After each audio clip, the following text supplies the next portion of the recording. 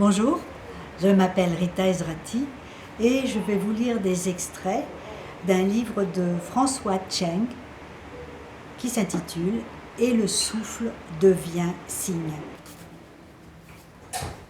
Je vous lis la 4e de couverture.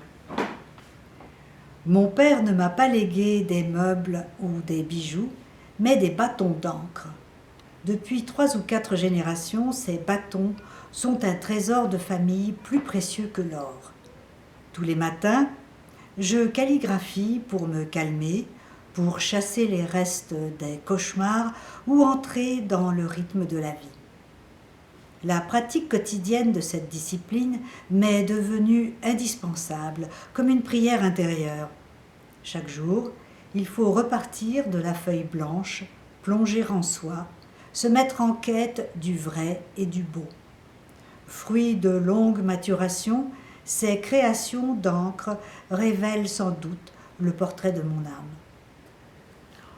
Alors que je mettais un point final à ce livre, une phrase, un soir, est montée doucement à ma conscience, en accord avec soi. On ne saurait mieux dire. Ma calligraphie a été une fermentation progressive. Durant un demi-siècle, tout en gardant le secret sur mes créations d'encre, j'ai travaillé sans relâche. J'ai eu le temps d'intérioriser un art qui engage tous les niveaux de l'être.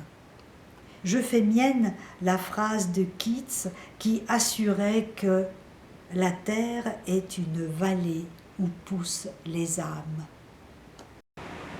Où herbes et fleurs s'épanouissent, les oies sauvages sont de retour. Ces vers sont empreints de nostalgie et d'aspiration. Nostalgie du temps perdu, aspiration au renouveau. Ils se sont imposés à moi lorsque, à une certaine époque de ma vie, après une grave maladie, j'ai pu me remettre à calligraphier. Ah, ça c'est très joli. Ok. Merveilleux. Le caractère merveilleux se compose de 2 éléments qui veulent dire fille à l'âge tendre. C'est le miracle d'une adolescente qui naît à son corps de femme. En Chine, on appelle cet instant fugace l'âge où les filles commencent à dessiner leurs sourcils. Elles tracent sur leur front une courbe aux traits fins, dans un geste d'attente fragile qui suscite toujours une profonde émotion. Pour calligraphier le caractère merveilleux, j'ai cherché en moi la délicatesse, comme un peintre de porcelaine. J'ai accentué le caractère éphémère de cet instant en jouant sur l'oblique et la courbe, comme une brise qui passe et dont la caresse nous accompagne longtemps encore. Marcher, voix. Avec ces 2 mots, nous retrouvons la notion fondamentale de la pensée chinoise.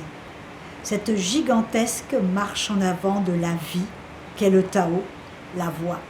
Doués d'esprit, nous sommes sans cesse en devenir. C'est bien notre marche qui trace la voie. Il en va de même pour la calligraphie. Dans l'exécution, certes, je me laisse guider par une intention, mais le tracé se fait au fur et à mesure, toujours chargé d'inattendus et de surprises. Une œuvre est réussie lorsqu'elle parvient à étonner, voire à émerveiller le calligraphe lui-même. Tracer une voie. Le paysan trace un sillon et sème la vie. Il creuse un chemin qui serpente. C'est sa manière de parler. La voie se cherche dans l'obscurité, toujours en avant de soi. Jean de la Croix a écrit « Je connais la source, elle court, elle coule, mais c'est de nuit ». Même dans la langue française, Mallarmé avait noté que le mot « jour », à la prononciation étouffée, était plus sombre et fermé que le mot « nuit », avec sa note cristalline. C'est dans la nuit que l'éclair se manifeste, que l'on peut éprouver l'ivresse de capter la source de la lumière et l'envie d'aller vers elle. Chacun de nous avance ainsi dans sa nuit, basculant à chaque pas dans l'instant suivant. C'est le chemin de la voix, notre manière de tracer un sillon fécond. L'abandon au souffle est une longue patience. Plus je vieillis, plus je me sens prêt à vivre. Être à l'écoute. L'expression peut étonner s'agissant de la calligraphie qui est un art visuel par excellence. Pourtant, rappelons-nous le philosophe Chuang-Tzu qui recommande d'écouter non seulement par l'oreille de chair, mais aussi par celle du souffle-esprit. Le calligraphe, dont l'objet est de traquer le vrai et le beau, de relier ses pulsions à la pulsation du monde, se doit de prêter l'oreille à tout ce qui se murmure au dehors et en lui.